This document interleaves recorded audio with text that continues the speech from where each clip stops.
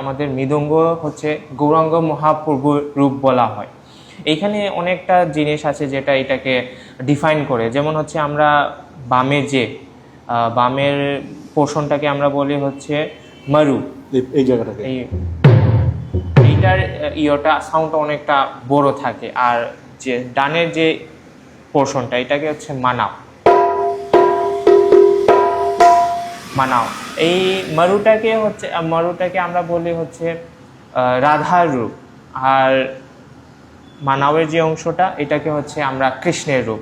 তার জন্য আমরা যে সময় বলি এটাকে, তখন আমরা মানাও মরু বলি না, তখন বলি যে মরু মানাও। যেমন আমরা হচ্ছে এইটা অনেকটা রিদমিক টাইপ রাধা কৃষ্ণের মতো সাউন্ড করে আর কি, তার জন্য এইটাকে রাধা এবং ডানটাকে আমরা কৃষ্ণ বলি আর কি। আর আমরা জানি যে দুইটাকে মিলিয়ে হচ্ছে গৌরাঙ্গ মহাপ্রভু, এবং এই পুংটাকে তার জন্য আমরা গৌরাঙ্গের মহাপ্রভুর রূপ বলি। দেন হচ্ছে কালার দিক দিয়ে যদি যাই, এইটার ভিতরে, এটা তো হচ্ছে উপরের চামড়া, এটার ভিতরে যে কাঠটা আছে, কাঠটার কালার হচ্ছে কালো, এবং এইটা হচ্ছে অনেকটা সাদা টাইপ বা ব্রাইট কালার।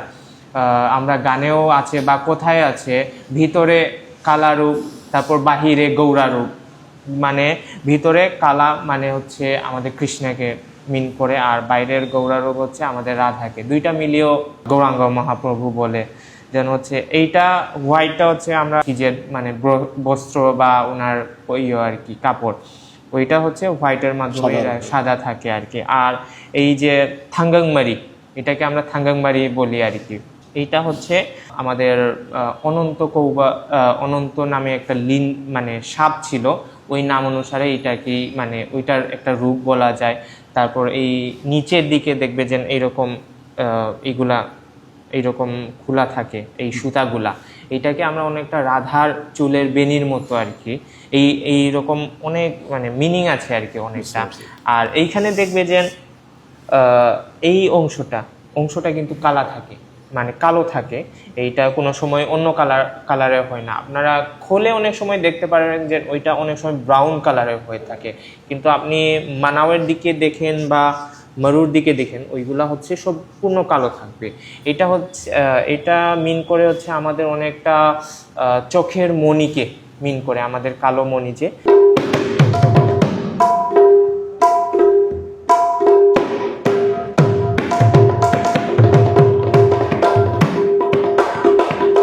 এই মৃদঙ্গটা আমাদের জন্ম থেকে মৃত্যু পর্যন্ত এর গুরুত্ব রয়েছে। আমরা যখন শিখি, এটা অনেকটা গুরুকুল স্টাইলে আর কি শিখি। যেমন আগে আমরা গুরুদের বাসায় গিয়ে ওনাদের বাসায় থেকে ওনাদের বাসায় কাজ করার পরে, তখন মনে করেন যে ওনারা একটু টাইম বের করতেন, তখন মনে করেন যে ওনারা বলতেন মৃদঙ্গ নিয়ে আসো, তখন ওনারা একটু একটু করে শিখাতেন আর কি। আর এইগুলো অনেকটা আগে যখন আমার গুরুরাও যখন শিখেছেন ওই রকম ছিল।